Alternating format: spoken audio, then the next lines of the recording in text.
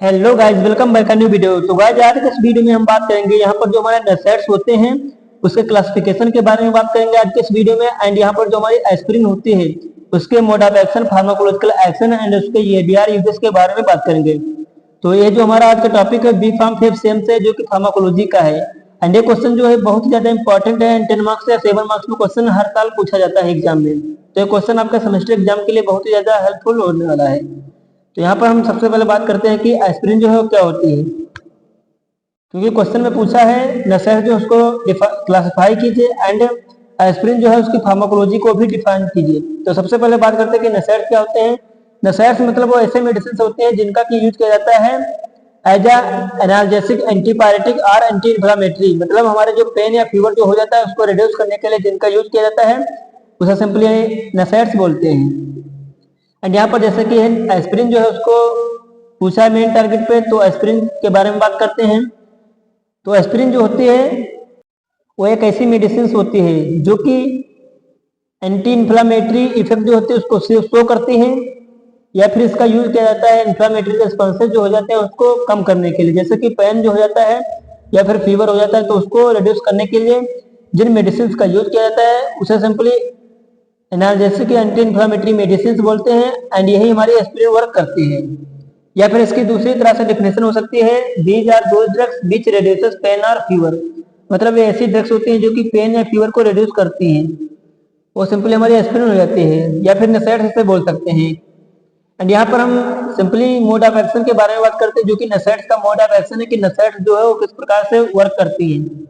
मतलब हमारी बॉडी जो होती है उसमें पेन किस प्रकार से काज होता है जिसको हम कैसे इनहिबिट करते हैं एनाल्जेसिक मेडिसिन के थ्रू, उसके बारे में बात करते हैं। तो यहाँ पर जैसे है सेलुलर मेम्ब्रेन फास्फोलिपिड्स जो होगी, हमारी सेल जो होगी फास्फोलिपिड की बनी होगी, वो अरेकिडोनिक एसिड में कन्वर्ट होगी फास्फोलिपेज A2 की प्रेजेंस में। फिर यहाँ पर जो अरेकिडोनिक एसिड होगा वो साइक्लोऑक्सीजिनेज से बाइंड होगा कॉक्सोन या कॉक्स2 से। जो यहाँ पर कॉक्सोन होता है फिजियोलॉजिकल स्टिमुलाई की तरह वर्क करता है, एंड यहाँ पर जो हमारा कॉक्स2 होता है इन्फ्लामेटरी स्टिमुलाई होता है।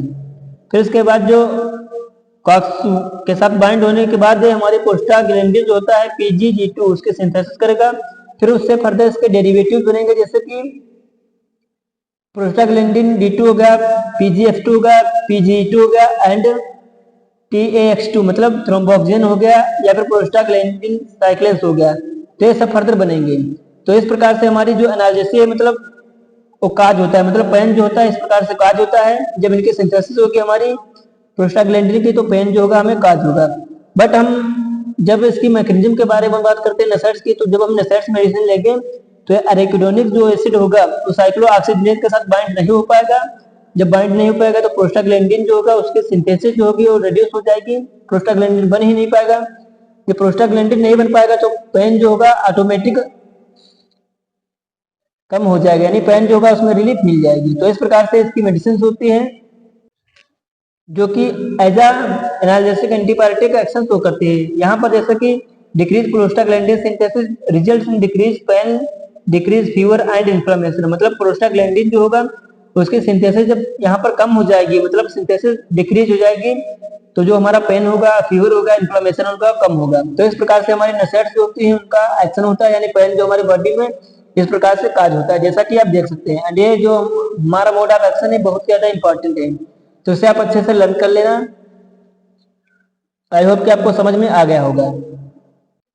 एंड नेक्स्ट बात करते हैं क्लासिफिकेशन ऑफ नसेट्स के बारे में। तो नसेट्स जो है उनको मेनली 4 क्लासेस में डिवाइडेड किया गया है। First non selective COX inhibitors होगा, सेकंड है preferential COX two inhibitors, and third है selective COX two inhibitors, and fourth जो क्लासिफिकेशन है वो है analgesic antibiotic with poor anti inflammatory action. तो यहाँ पर 4 टाइप से नसेट्स को डिवाइडेड किया गया है। अगर आपको क्लासिफिकेशन लर्न नहीं हो रहा तो मैंने इससे पहले भी एक वीडियो बनाया है जिसमें कि इसकी ट्रिक भी बताई है कि कैसे आप नसेट्स के क्लासिफिकेशन को लर्न कर सकते हैं। तो आप वहां पर जाकर देख सकते हैं, जिसका कि लिंक डिस्क्रिप्शन बॉक्स में पिन है, वहां से आप देख सकते हैं। तो यहाँ पर जो हमारी क्लास फर्स्ट है वो है नॉन सेलेक्टिव कॉक्स इनहिबिटर्स। यहाँ पर जो हमारे कॉक्स1 एंड कॉक्स2 जो होते हैं वो सेलेक्टिव नहीं होंगे कि जो हमारी नसेट्स मेडिसिन होगी, ये मेडिसिन वो किस पर बाइंड होगी, वो कहीं भी बाइंड हो सकती है। एंड यहाँ पर फर्दर इसको डिवाइडेड किया गया है 6 कैटेगरीज में, जैसे कि सिलेट्स होगा, इसमें मेडिसिन आएगी एस्पिरिन होगी, प्रोपियोनिक एसिड डेरिवेटिव होगा, इसमें आइबुप्रोफेन होगी, नेप्रोक्सेन होगी, कीटोप्रोफेन होगी, बीप्रोफेन होगी, यानी फ्लोर बीप्रोफेन होगी। एंड थर्ड है यहाँ पर फिनामेट, फिनामेट में हमारी मेफेनिक एसिड होगी। एंड फोर्थ है इनोलिक एसिड डेरिवेटिव, जिसमें कि पैरोक्सिकाम होगी, टिनॉक्सिकाम होगी। और फिफ्थ है एस्टिक एसिड डेरिवेटिव, जिसमें कि कीटोरोलेक है, इंडोमेथासिन है। सिक्स क्लास है जो है वो है पैराजोलोन डेरिवेटिव, जिसमें कि फिनेल ब्यूटाजोन होगी, ऑक्सी फिनेल ब्यूटाजोन होगी एंड प्रोपिफिनाजोन होगी, यानी प्रोपिफिनाजोन होगी। तो इस प्रकार से फर्स्ट जो हमारा होता है नॉन सिलेक्टिव कॉक्स इनहिबिटर्स, उसका क्लासिफिकेशन डिवाइडेड है।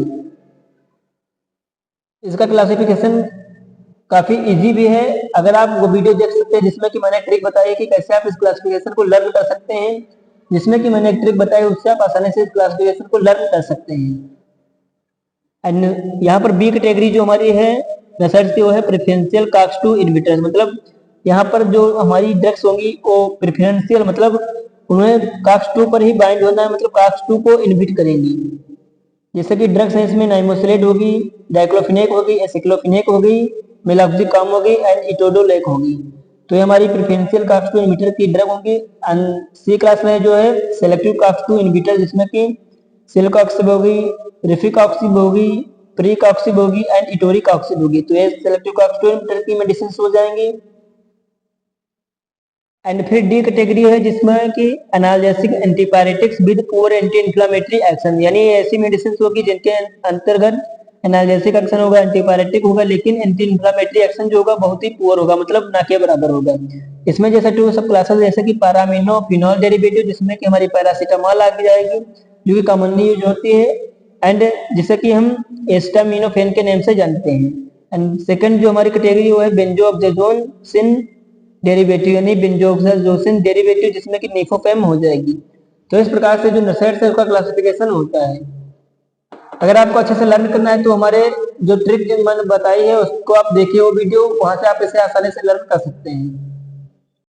एंड यहाँ पर क्वेश्चन जो इस प्रकार से आता है जिसमें कि क्लासिफाई करना होगा नशेड्स के बारे में, तो जैसे मैंने कर दिया। एंड यहाँ पर एक्सप्लेन करना है फार्माकोलॉजी ऑफ एस्पिरिन, मतलब एस्पिरिन की फार्माकोलॉजी को एक्सप्लेन करना है। तो इसमें हम एस्पिरिन का जो मोड ऑफ एक्शन है उसके बारे में बात करेंगे, एंड एस्पिरिन क्या है उसके बारे में बात करेंगे। तो यहाँ पर जैसे कि एस्पिरिन है, तो एस्पिरिन जो होती है इनहिबिट करती है साइक्लोऑक्सीजनेज, मतलब कॉक्स-1 एंड कॉक्स-2 को इनहिबिट करती है।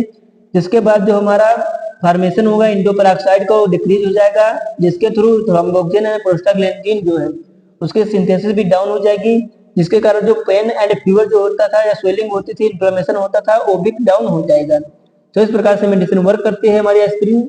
इसके मोड ऑफ एक्शन के बारे में बात करते हैं, जैसे कि आप यहाँ पर देख सकते हैं कि सेल मेम्ब्रेन जो होती है जो कि फास्फोलिपिड्स की बनी होती है, वो फिर कन्वर्ट होती है एराकिडोनिक एसिड में in the presence of phospholipase A2। फिर जो हमारा एराकिडोनिक एसिड होता है साइक्लोऑक्सीजनेज के साथ बाइंड होता है, फिर उसके बाद साइक्लोऑक्सीजनेज जो होता है वो फिर इंडो पेरोक्साइड में कन्वर्ट होता है। इंडो पेरोक्साइड में कन्वर्ट होने के बाद ये प्रोस्टाग्लैंडिन की सिंथेसिस करता है एंड थ्रोम्बोक्सिन की सिंथेसिस करता है। तो इस प्रकार से हमारी जो नशेड मतलब पेन कैसे कार्य होता है उसकी मैकेनिज्म होती है। लेकिन नशेड से एस्पिरिन के केस में जब हम ये मेडिसिन लेंगे तो हमारा जो साइक्लोऑक्सीजनेज एंजाइम मतलब जो था वो कन्वर्ट हो रहा था इंडो पेरोक्साइड में, उसको हम जब ब्लॉक कर देंगे तो ये हमारा जो साइक्लोऑक्सीजनेज था वो कन्वर्ट ही नहीं हो पाएगा इंडो पेरोक्साइड में, जिसके बाद जो हमारे प्रोस्टाग्लैंडिन एंड थ्रोम्बोक्सिन था उसकी सिंथेसिस डिक्रीज हो जाएगी, जिसके कारण जो हमारा पेन होगा वो डिक्रीज हो जाएगा, फीवर डिक्रीज हो जाएगा एंड इन्फ्लेमेशन डिक्रीज हो जाएगा। तो इस प्रकार से मोड ऑफ एक्शन होता है एस्पिरिन का। आई होप कि आपको समझ में आ गया होगा, क्योंकि इजी ही वे में लिखा गया है जो मोड ऑफ एक्शन है। इसे आप अच्छे से लर्न कर लेते हैं तो एग्जाम में आपको मार्क्स मिल जाएंगे, क्योंकि हर साल क्वेश्चन रिपीटेड आता ही आता है। एंड नेक्स्ट अब हम बात करते हैं फार्माकोलॉजिकल एक्शन जो होते हैं एस्पिरिन को क्या होता है उसके बारे में बात करते हैं। तो यहाँ पर डिफरेंट टाइप के फार्माकोलॉजिकल एक्शंस होंगे, मतलब जो एस्पिरिन होगी कैसे वर्क करेगी हमारे बॉडी के डिफरेंट पार्ट पर, जैसे कि मेटाबॉलिक इफेक्ट क्या होगा, जो हमारा सीबीएस यानी कार्डियोवास्कुलर सिस्टम होता है उस पर कैसे एक्ट करेगी, ब्लड जो होता है उस पर क्या इफेक्ट प्रोड्यूस करेगी, या एंड इसमें जो हमारे एक्शन होते हैं जैसे कि एंटीपायरेटिक एनाल्जेसिक वो क्या होते हैं, एंड जीआईटी जो होगा उस पर कैसे एक्ट करेगी, एंड रेस्पिरेशन जो होगी उस पर कैसे एक्ट करेगी। तो उन सभी के बारे में हम यहाँ पर एक एक करके बात करते हैं। एंड इससे पहले की वीडियो में हमने बात किया था बी फार्म 5th सेम में जो हमारी फार्माकोलॉजी है उसके प्रीवियस ईयर क्वेश्चन पेपर के बारे में, जिसका वीडियो आपने अगर नहीं देखा है तो उसका लिंक डिस्क्रिप्शन बॉक्स में है, वहां से आप उसको देख सकते हैं।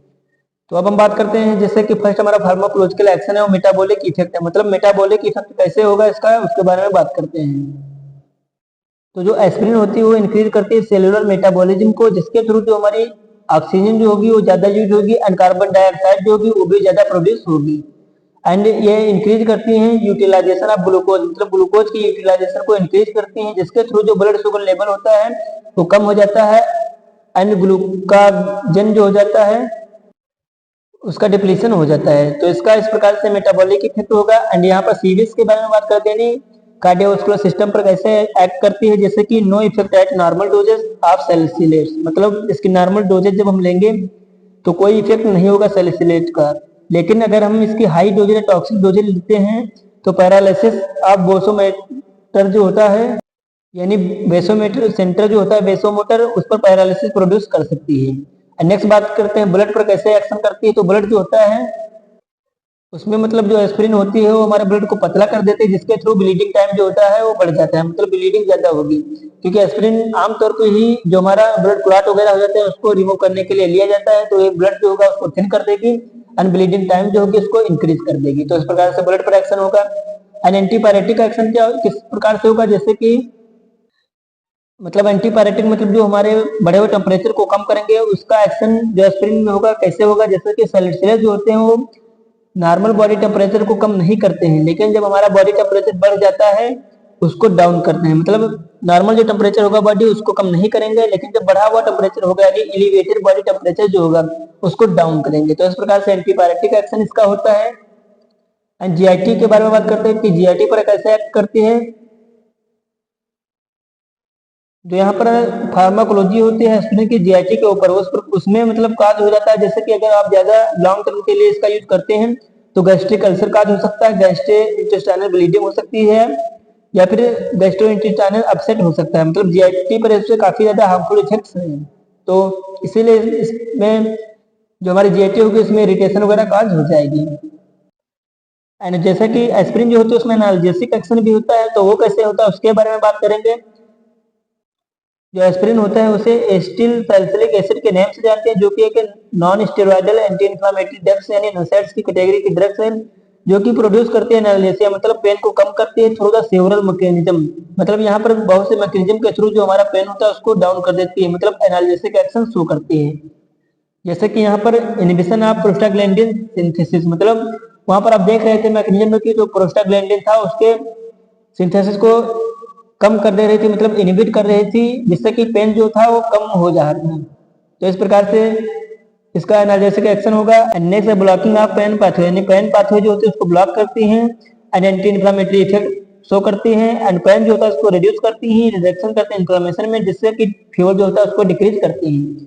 तो इस प्रकार से इसका एनाल्जेसिक एक्शन होगा। एंड यहाँ पर हम बात करते हैं रेस्पिरेशन पर इसका इफेक्ट कैसे होता है। इसकी लो डोजेज जो होती है वो कार्बन डाइऑक्साइड के लेवल को इंक्रीज कर देती है, जिसके थ्रू जो मेडुलरी रेस्पिरेशन सेंटर होता है वो स्टिमुलेट हो जाता है एंड इंक्रीज करती है sensitivity of respiration centre through the carbon dioxide, मतलब कार्बन डाइऑक्साइड जो होती है उसके प्रति जो सेंसिटिविटी होती है रेस्पिरेशन सिस्टम की वो इंक्रीज हो जाती है, जिससे कि एलर्जी वगैरह काज हो जाती है। तो इस प्रकार से इसके फार्माकोलॉजिकल एक्शन होंगे। अब हम बात करते हैं इसके साइड इफेक्ट के बारे में। जैसा कि कोई भी मेडिसिन है अगर उसके कुछ यूज है तो उसके साइड इफेक्ट भी होंगे।